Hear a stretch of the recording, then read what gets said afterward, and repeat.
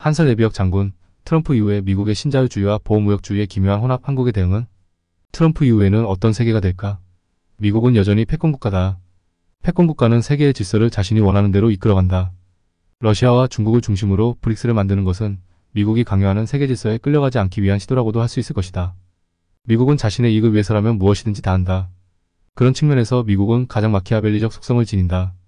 미국이 내세우는 이상과 이념도 기실 그 이면에는 자신의 경제적 이익이 숨겨져 있다. 미국의 국익이란 경제적 이익을 의미한다. 미국이 전쟁을 해온 것은 전쟁이 가장 많은 이익을 창출하는 사업이기 때문이라고 하겠다. 트럼프는 관세를 부과하겠다고 주장했다. 관세를 무기로 사용한다는 말은 미국이 보호무역주의로 다시 돌아간다는 것을 의미한다. 통상 보호무역주의로 돌아가면 신자유주의의 폐기를 의미하는 것으로 해석하기 쉽다. 그러나 미국은 보호무역주의를 도입하더라도 자신이 유리하게 활용할 수 있는 신자유주의는 포기하지 않을 것이다. 어떤 방식이 될지는 모르겠으나 앞으로의 미국은 신자유주의와 보호무역주의의 기묘한 혼합이 될 가능성이 높다. 미국도 세계시장이 필요하기 때문이다. 우크라이나 전쟁이 발발했을 때 필자는 미국의 전쟁 목적 중 가장 중요한 것이 유럽의 산업생산 능력을 붕괴시키고 이를 미국으로 옮겨가는 것이라고 한 적이 있다. 자본주의 체제에서 전쟁이란 상대방의 생산 능력을 파괴해서 과잉 생산 문제를 해소하는 기능을 한다. 우크라이나 전쟁은 정확하게 그런 역할을 했다. 우크라이나 전쟁으로 산업생산 능력이 약화된 대표적인 국가는 유럽과 한국이다. 일본은 앞에서 말만 요란하게 떠들었지만 뒤로는 러시아와 교역 규모를 더 늘렸다. 그래서 일본을 만만하게 보면 안 된다. 독일은 연정이 붕괴되는 상황이다. 당연하다. 우크라이나 전쟁 이후 독일은 마이너스 성장했고 가장 큰 이유는 러시아로부터 값싼 에너지를 들여오지 못해 경쟁력이 떨어졌기 때문이다. 트럼프는 노드스트림 가스파이프 파괴 계획을 자신이 세웠고 바이든이 이를 실행했다고 공공연히 밝혔다. 한국의 경제 침체도 우크라이나 전쟁으로 인한 여파가 크다. 카타르로부터 장기간 들여오기로 했던 저가의 천연가스를 유럽에 양보하고 값비싼 동남아 지역에서 들여왔다. 원가가 올라가니 한국의 국가 경쟁력이 떨어지는 것은 당연하다. 윤석열이 일본처럼 명확하게 굴었더라면 현재 침체 국면에 처한 경제도 지금보다는 훨씬 나았을 것이다. 미국은 지금 기로에 서 있다. 신자유주의의 마지막에서 빼먹을 것은 다 빼먹고 다시 방향을 전환해야 하는 시점이다. 미국이 보호무역을 통해 자국 산업의 기반을 다시 건설하기까지는 여전히 신자유주의적 기조도 유지할 것이다.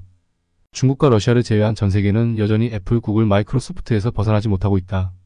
미국이 우위를 누리고 있는 분야에서는 절대 신자유주의를 포기하지 않을 것이다. 그러나 산업 생산 능력을 확보하기 위해서는 철저한 보호무역주의를 채택할 것이다.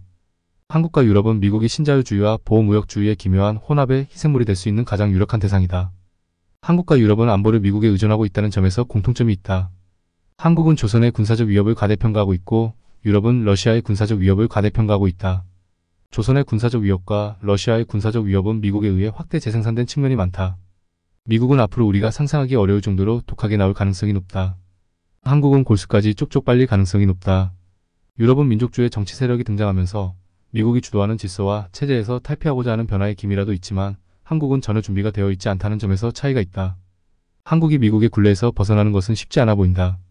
가장 큰 이유는 정치 세력의 문제다. 윤석열을 위시한 소위 보수 세력들은 무엇이 국익인지에 대한 기본적인 개념 설정 자체가 되어 있지 않다. 그러니 국익과 반대되는 결정을 하면서 자신들을 보수라고 생각하는 것이다. 윤석열과 국민의힘이 하고 있는 짓은 정확하게 말해 반역적 행동이 대부분이다.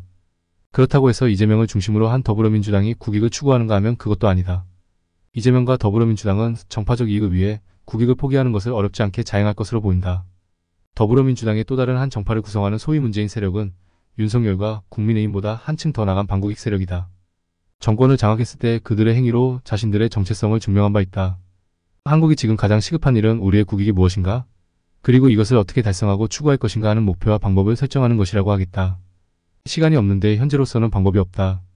윤석열을 탄핵하면 이재명이 들어서고 이재명을 잡아넣으면 다시 문재인이기가 된다. 소위 진보 정치를 표방하는 세력은 기본적으로 준비가 되어 있지 않다. 그래서 한심하다. 한국에 트럼프만의 반만 따라가는 사람이 있었으면 바랄 나위가 없겠다. 그 많던 사람들이 지금은 다 어디에 갔나? 결국 국가가 흥하느냐 망하느냐는 사람을 발탁하는 것에 좌우되는 것 같다.